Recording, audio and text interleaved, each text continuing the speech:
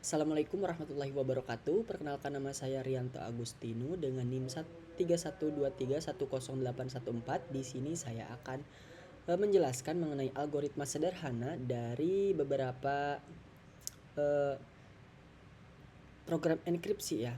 Pertama ada algoritma Caesar-Chipper, yang kedua ada Vigenère-Chipper, dan ketiga ada AEC-BC. Langsung saja untuk mempersingkat waktu saya akan menjelaskan sedikit tentang Caesar-Chipper. Untuk Caesar-Chipper itu kan eh, gampang itu pergeseran ya, pergeseran entah itu ke kanan atau ke kiri. Nah, untuk fungsinya ini seperti ini, bisa dilihat teman-teman ya. Di sini ada result variabel kosong untuk hasilnya nanti, dan CH ini untuk perwakilan tiap satu chart atau satu, misalnya hello itu berarti satu hurufnya H, itu berarti satu CH gitu ya. Di CH ke 0 itu berarti H gitu. Lalu untuk base ini variabel di mana nanti ketika inputannya itu berupa uppercase, maka dia akan tetap hasilnya juga uppercase gitu. Kalau misalnya selain uppercase ya berarti huruf kecil semua gitu. Nah, lalu ini result. Nah, ini ada CHR dan ORD. Ini CHR dan ORD ini, kalau ORD ini untuk mengubah dari plain text yang kita input itu ke dalam byte sesuai dengan standar ASCII. Nah, sedangkan CHR itu sebaliknya. Jadi untuk mengubah dari byte yang sudah kita ubah tadi menjadi huruf yang bisa kita baca gitu. Sehingga nanti hasil dari enkripsiannya itu berupa huruf yang bisa kita baca, bukan berupa byte lagi. Kalau di sini ada modulus 26, kenapa? Karena nanti kan jumlah huruf alfabet itu 26. Jadi sehingga nanti hasil itu akan berputar dari 26 huruf tersebut gitu ya. Untuk decryptnya sebenarnya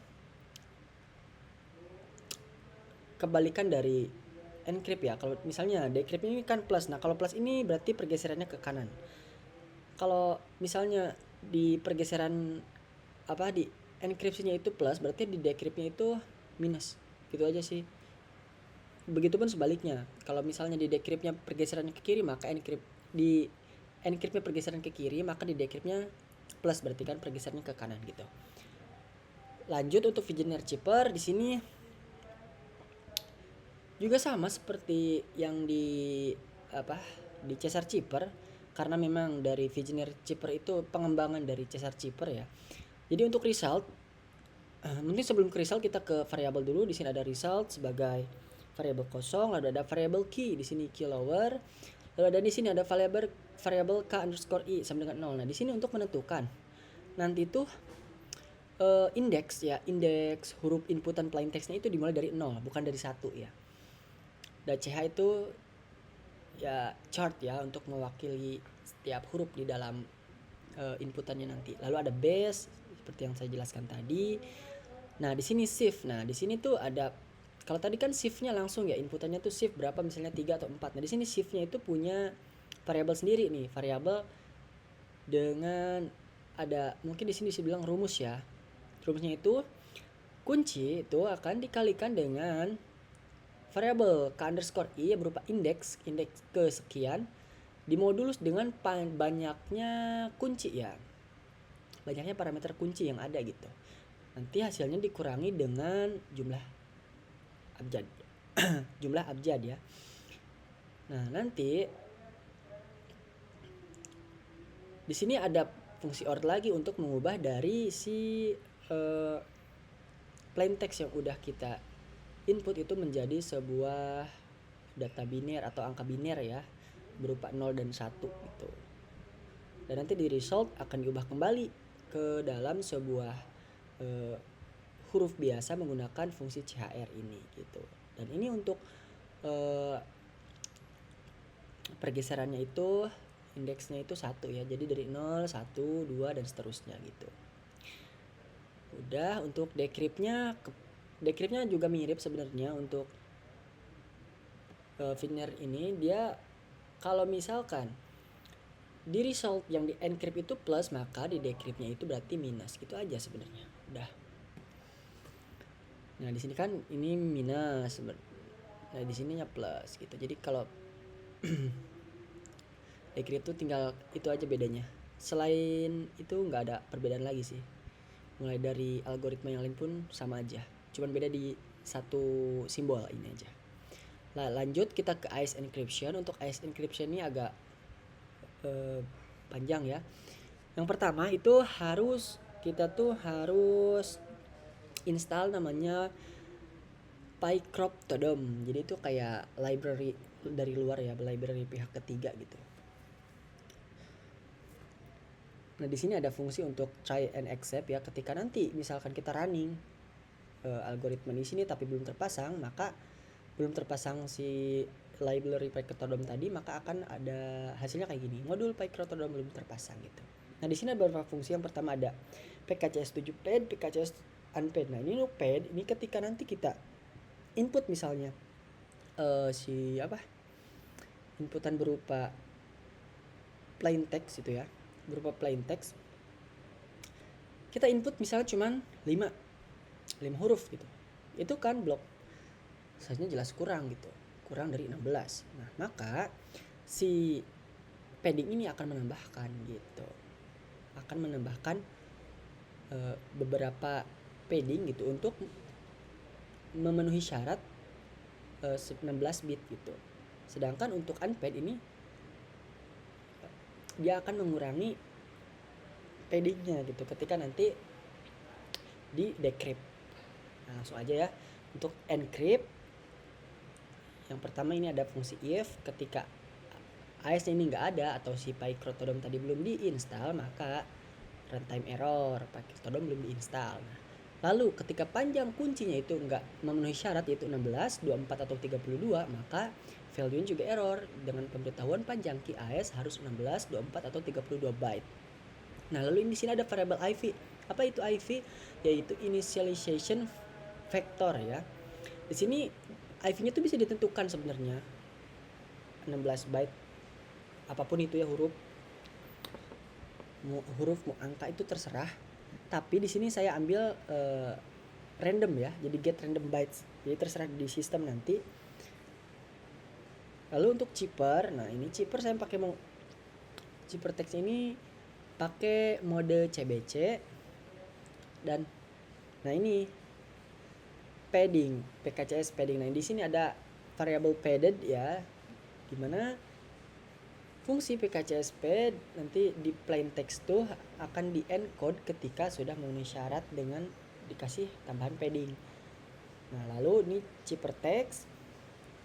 Jadi hasil plain text yang sudah dikasih padding nanti akan di encode dan akan di enkripsi di variabel CT ini. Lalu hasilnya akan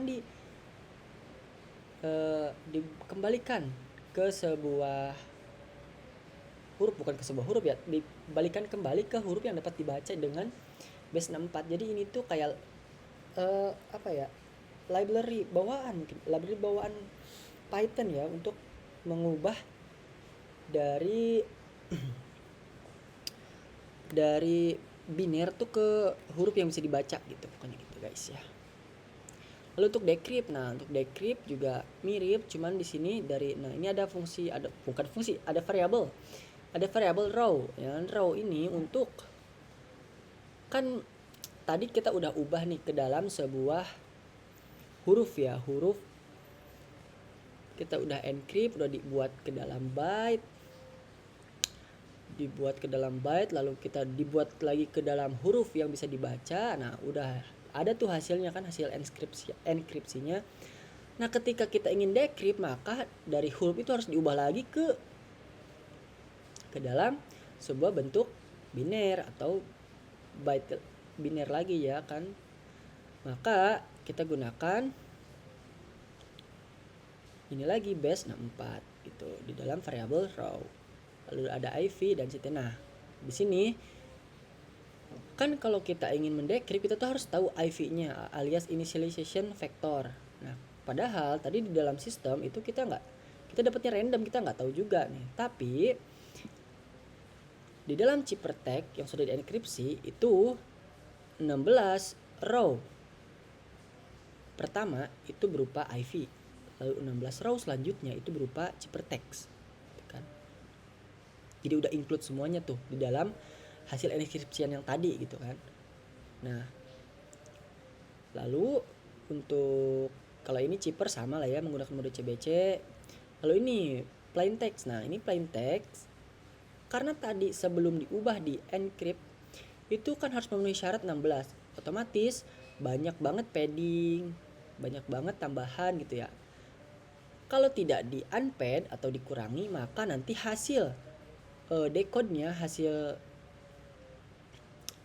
dekripsiannya itu nanti akan terisi dengan padding tambahan gitu. Nah, untuk menghindari hal itu, maka di sini ada fungsi PKCS7 unpad untuk menghapus padding yang kita tambahkan tadi. Nah, tuh. Mungkin itu saja, langsung saja mungkin ke tahap running ya. Nah, mungkin ini untuk tahap running saya perbesar dulu. Nah, saya hapus dulu. Ulangi. Nah, oke. Mungkin di sini saya akan persingkat waktu saja. Untuk yang pertama saya Caesar Chipper dulu. Teksnya misalnya hello.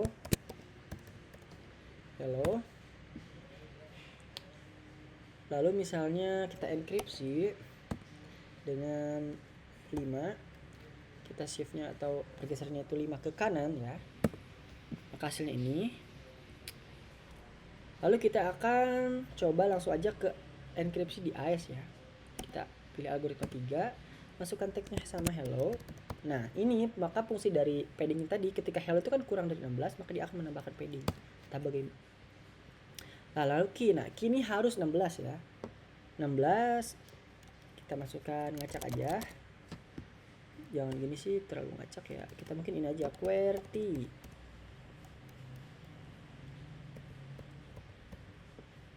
1 2 3 4 5 6 gitu ya. 1 2 3 4 5 6 7 8 9 10 pas ya. Kita enter. Nah, kita enkripsi nah, hasilnya ini hasil enkripsiannya. Kalau kita mau decrypt, misalnya kita decrypt, masukkan teks yang mau kita decrypt. Nah, kita tuh mau decrypt teks ini, kita kan dapat teks nih, teks random nih. Kita decrypt, kita masukkan key-nya. Kita tahu key-nya itu QWERTY. Masukkan, maka kita pilih decrypt D. Nah, masukkan ciphertext base 64-nya. Nah, ciphernya tadi. Jadi teks yang kita masukkan di teks itu sebenarnya ciphertext. Nah, kita enter. Nah, deskripsinya hello. Dari 5 huruf ini jadi ciphertext random itu. Mungkin itu saja video kali ini. Kurang lebihnya mohon maaf. Dari video ini mungkin saya bisa menyimpulkan bahwa perbedaan sangat jauh gitu ya antara Caesar, Wigner ke AES ya. Kalau Caesar ke Wigner tuh bedanya tipis ya. Kalau Caesar tuh cuma pergeseran huruf, tapi kalau Wigner ini lebih ke arah ada tambahan sedikit ya. Jadi dia nggak pergeseran itu nggak pasti, dia sesuai dengan key yang kita masukkan gitu. Kalau untuk AES tuh dia udah beda kelas ya, dia udah kelasnya ke arah biner. Dia udah mainnya blok biner seperti itu. Dan ini menggunakan metode CBC ya, atau Chipper Block Chaining. Ada beberapa metode sebenarnya, ada 5 metode kalau tidak salah. Tapi di sini saya membahas tentang CBC gitu. Oke teman-teman, sekian video dari saya. Wabillahi taufiq wal hidayah. Wassalamualaikum warahmatullahi wabarakatuh.